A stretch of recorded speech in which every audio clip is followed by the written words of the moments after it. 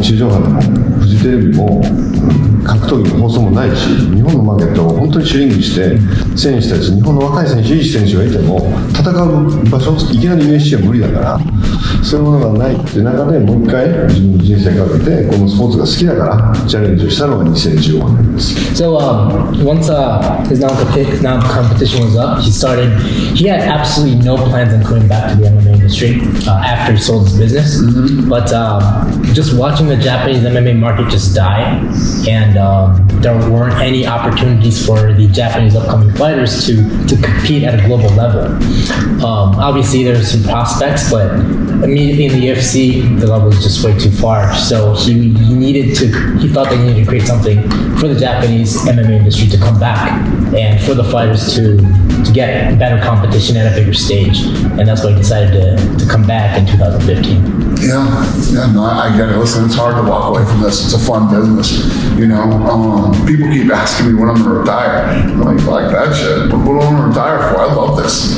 プロモーター入っていうかね、やっぱりこう多くの人たちに感動とか、選手もそうだけどオーディエンスにそういうものが提供できてるってことで、やっぱり特別な喜びは多分ダナも同じような喜びをプロモーターとして感じてると思うけど、僕もそれはもちろん持ってます。でもそれ以上にやっぱり日本で一番ダナと一緒にやれてた時にね、プライドは地上波のゴールデンでプライムタイムで放送されてたものもなくなってしまって、だからフジテレビのまたその当時の仲間たちともう一回やろうってことでチャレンジをして今5年経ちました。 That's where we are at right now.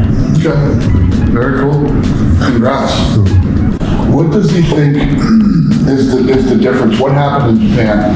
How did the bottom fall out there when such a massive,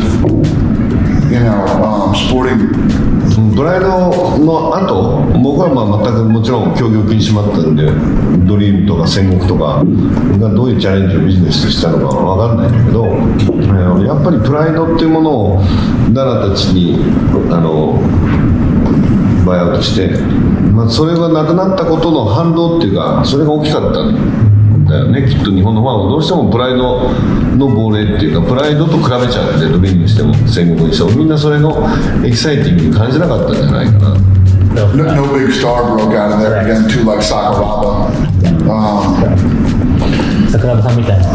自分たちで新しい時代を、だからプライドを追いかけすぎちゃったんだと思うんでね。グローブの色も一緒だし、何もどうしてもそれを真似しちゃったから、新しいスターを作り出して全く違うコンテンツっていうか MMA なんだけど路線でストーリーを作るべきだと。だからそういう意味ではライズンっていうのは全くサイズも変えてグローブの色も変えて、あえて本当に新しいチャレンジ、唯一ダナからすると笑うかもしれないけどリングでやってるっていうところは、ここはもうケージの舞台はもう UFC 以上のものは絶対生まれないと思うんだ、もうダナがやってる限りね。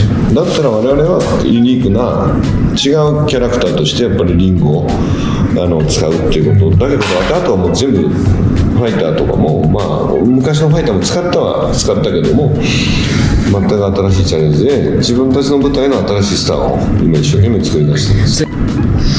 To be honest, I always thought the ring was one of their weaknesses. When I used to look at Pride, and as strong and as powerful as Pride was, I always thought the ring was one of their weaknesses because it would slow down the action of the fight. You'd have to pull guys away from the ropes and under the ropes and things like that. 試合の流れも止めてしまうし、いろんな邪魔になったりする。 Maybe you come up with a different shape, but a cage or something like that. It makes the fight more action-packed. The fight has a lot more action. それ多分ね、プライドの時にも俺聞いたことがある。 He remembers you mentioning that during the Pride days.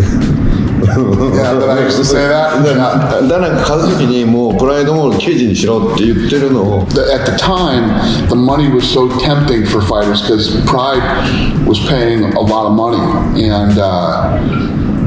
but guys were afraid to fight in a ring. 当時はプライドのファイトマネーが良かったんで、いろんな選手はプライドで戦いたかったんですが、今でもやっぱりケージに変えてくれっていうね、ファンも選手もいるもんね。やっぱりレスリング系の選手たちはやっぱりケージの方が戦いやすかったりするのは十分理解しています。You know, it's interesting too, and I don't know what one of the fun things too, we loved the whole Japanese thing back then. Me and Lorenzo used to love going to Pride events and, taking all the things that Japan had to offer on a fight weekend. But all the magazines that used to cover the sport in Japan, do any of those magazines exist anymore? 昔、当然こういうね、ウェブの時代なんで減りましたけど、今はもう昔ほどはないけどね、今もありますね。we used to love getting those magazines. We didn't know what the hell it said, but they looked cool, and the writing and the pictures, they were always great, man. I love the way that the Japanese covered the sport. It was awesome.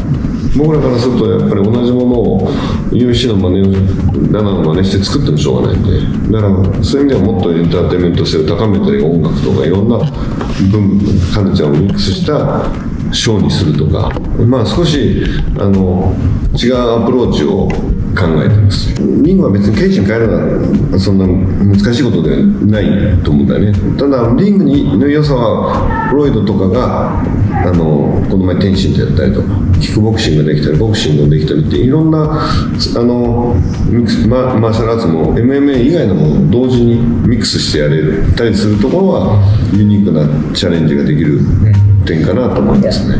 How's women's MMA in Japan? 日本の女子格闘技はどうですか？だいぶメジャーになりました。でもやっぱり階級が作れないし、やっぱり競技者が少ないので、外国人選手たちが入ってくるとチャンスはあるけど、でもポテンシャルあると思うよ。レスリングも柔道もやっぱりアマチュア競技の中ではメダルに絡むベーシカルなものをみんな持ってるんで、女子は。How's boxing in Japan? ボクシングはどうですか？ボクシングは名古屋井上ぐらいだよね。名古屋井上。If we go back in time, if I could take you through that door right there, and it's a time machine, does he sell Pride? 売ってたと思うね。いらなきゃよかったって、売るしかなかったもん。それは多分ダナも分かってると思うけど、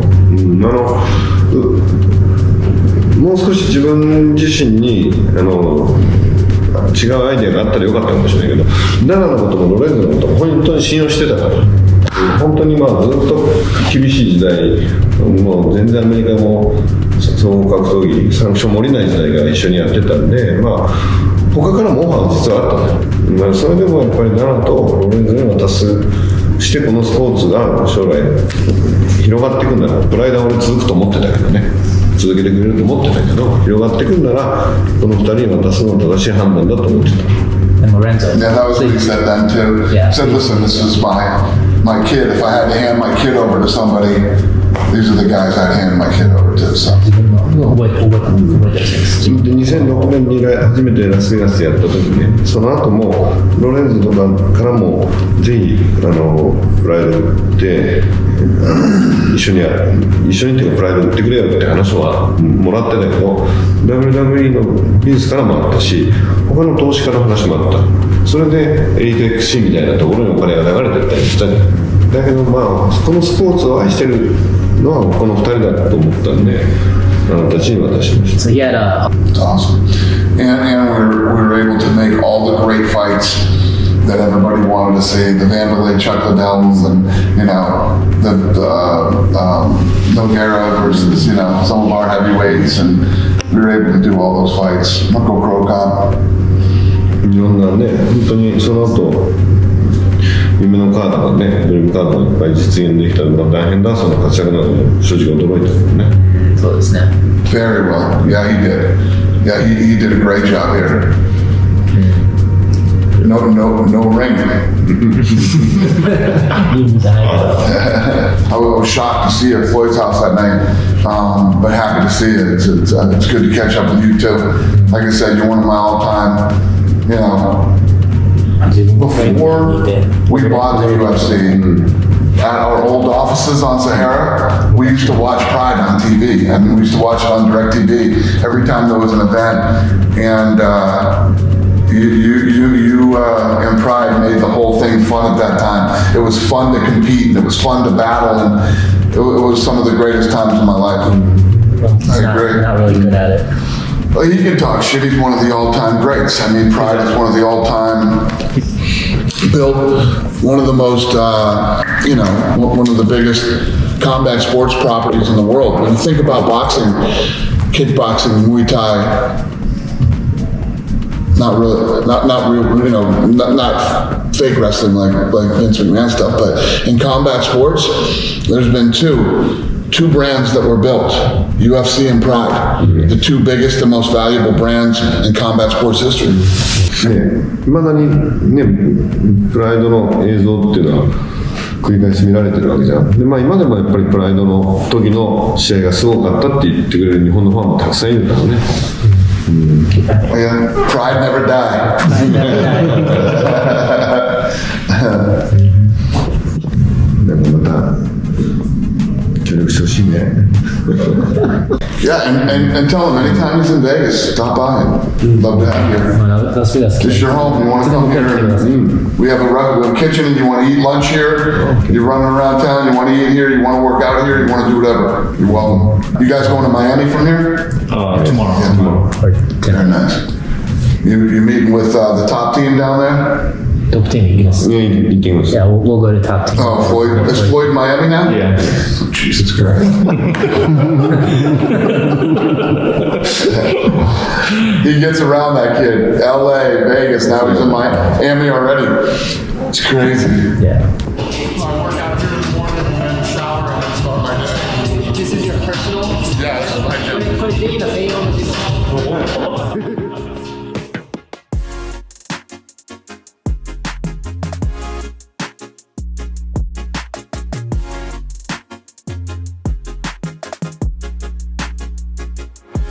My kitchen.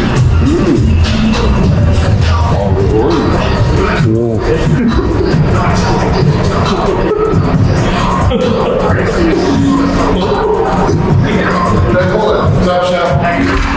So eat breakfast and lunch in here, and then eat dinner at home.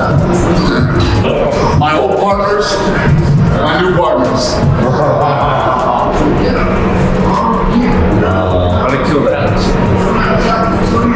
15 years ago?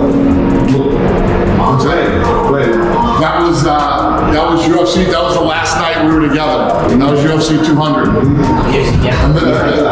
And this was a few weeks after the deal.